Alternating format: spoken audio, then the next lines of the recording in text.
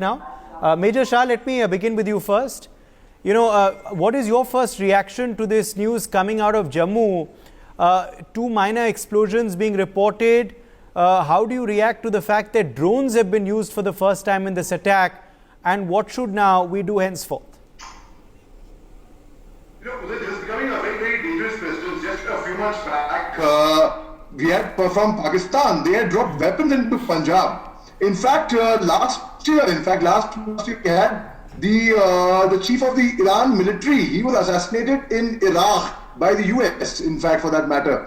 So this is a very lethal weapon, actually, and certainly this rings alarms bell because it's the first of this kind. Now, in this case, let me tell you, the quadcopter drones were used at the two Jammu Air Force base. So certainly we have to be. It certainly is definitely. We cannot deny the fact it's a breach of security, and like the way we have Army Air Defense. I was speaking to my commanding officer sometime back from the Assam Rifles, and I was Brigadier Gautam Ganguly, and he was advising the same thing. Just like in the army, we have the Army Air Defense.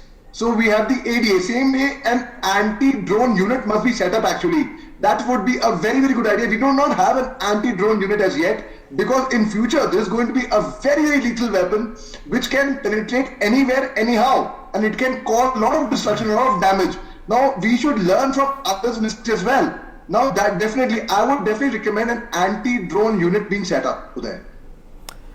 Major Shah, what will be the nature of that squad? Exactly. Mohammed.